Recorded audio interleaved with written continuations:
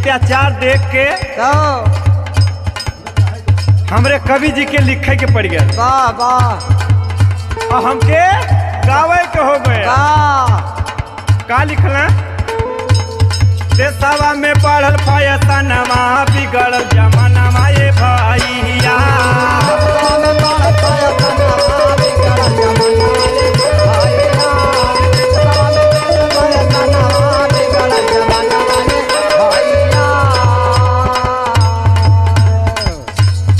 आज बेटा बेटी का बराबर स्थान है। आज बेटा बेटी का बराबर स्थान है। देखा पहिरावा अब एक ही समान है। पहिरावा अब एक ही समान है। देखा पहिरावा अब एक ही समान है। दूर से न होला पहचानवा बिगड़ल जमानवा ये भैया न होला पहचानवा बिगड़ल जमानवा।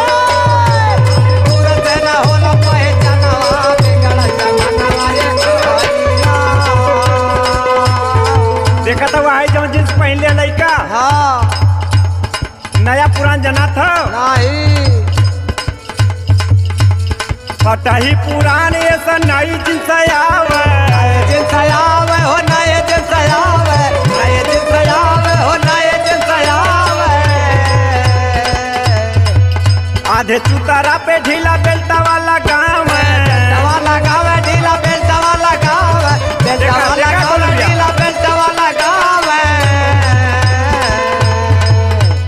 झुकला में खुली जाला तनवा बिगड़ल जमानवा ये भैया गला में बोल जाला तनवा बिगड़ल जमानवा रे भाई।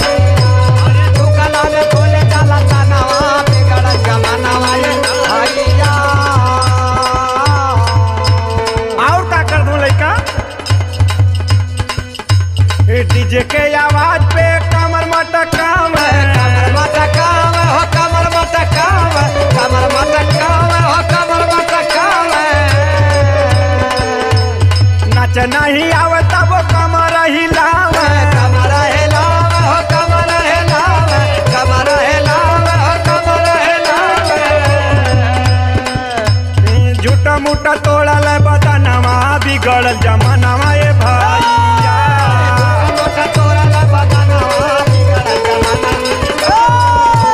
झूठा मोटा तोड़ल बदनवा बिगड़ल जमानवा रे भैया।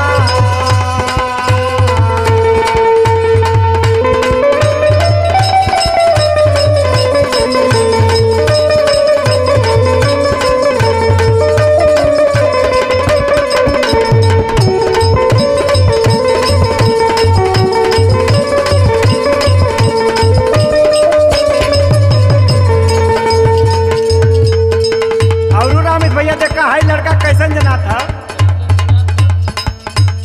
जना खजाना छिलवा जेलम भोछिया चिल्ला देला मोतिया जन खजाना चिलवा देला मोतिया। बार कटवा जैसे मुर्गा का पोछिया मुर्गा का पोछिया हो मुर्गा का पोछिया मुर्गा का पोछिया हो मुर्गा का पोछिया। हीरो बन के घूमल शिवनवा बिगड़ल जमानवा ये भैया हीरो बन के घूमला दीवानवा बिगड़ल जमानवा रे भाई। हीरो बन के घूमला जमानवा बिगड़ल जमानवा रे भैया। कभी संग्राम कहाँ कैला पढ़ाई कैला पढ़ाई भैया कैला पढ़ाई कैला पढ़ाई हो कैला पढ़ाई।